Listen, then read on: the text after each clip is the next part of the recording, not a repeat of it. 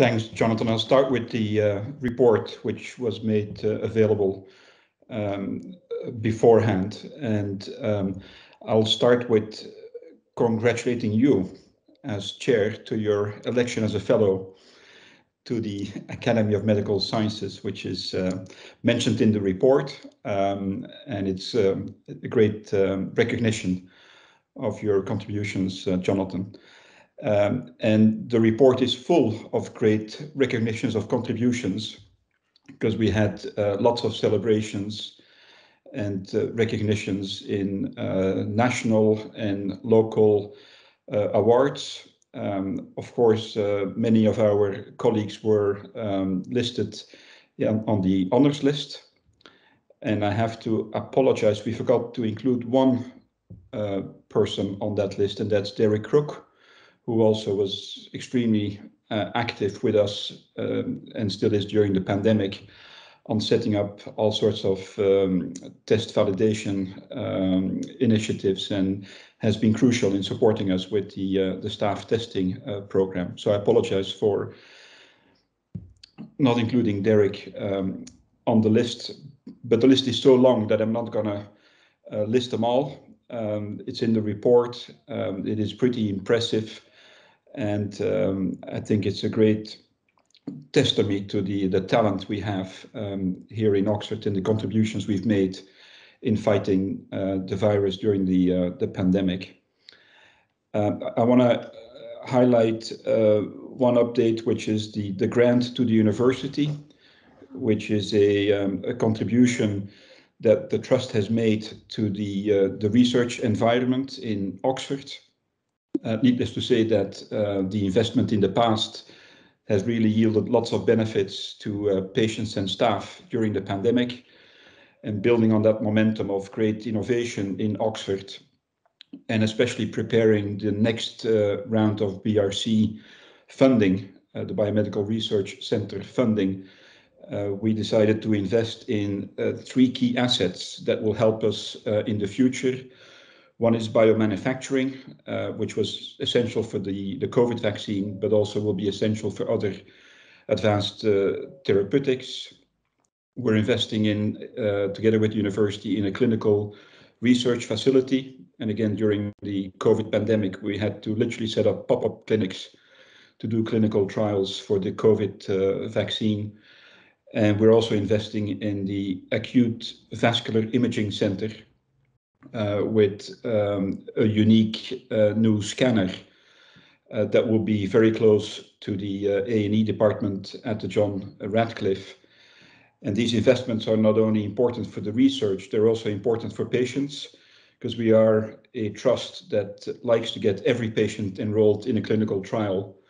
And so again, we could make sure that patients have access to these great technologies as part of the research we do. We also moved the renal service on the Churchill site to the newer building, I would say, the PFI building on the Churchill site.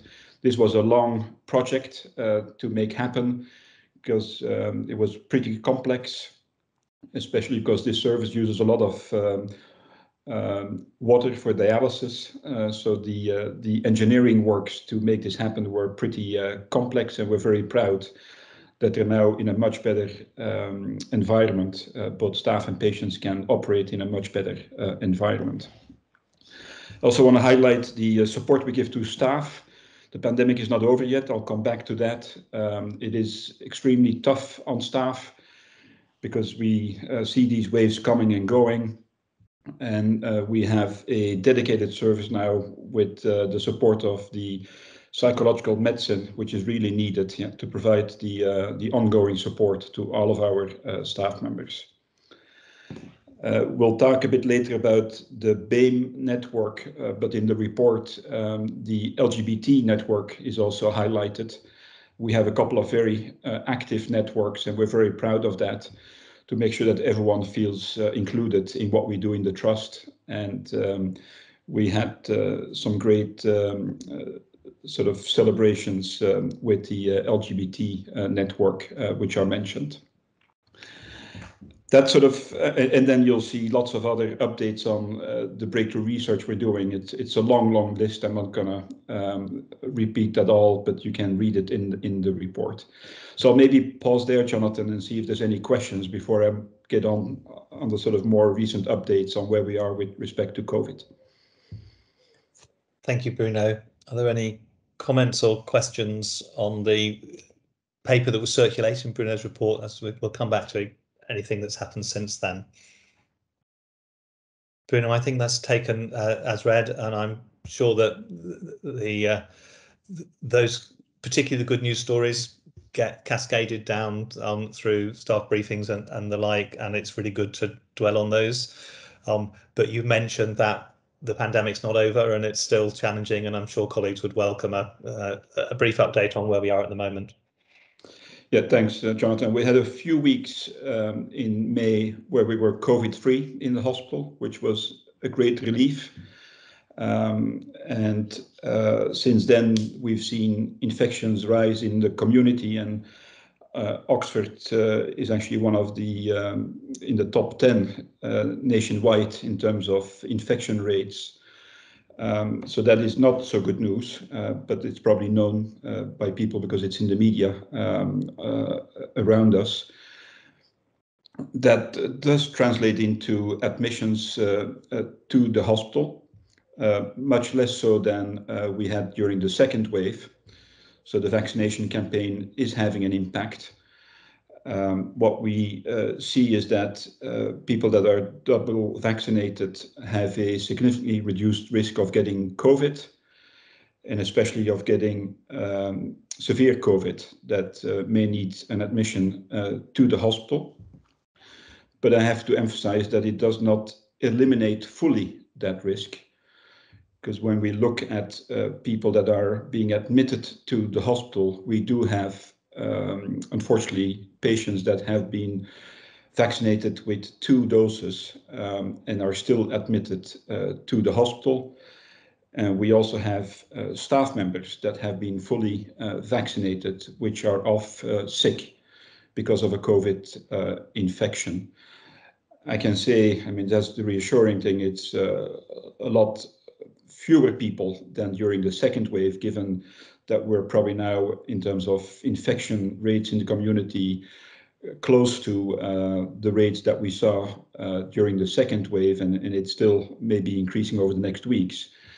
But it is of course quite concerning that we're having staff members that are doubly vaccinated and patients doubly vaccinated, which are off sick or which have to be admitted to the hospital.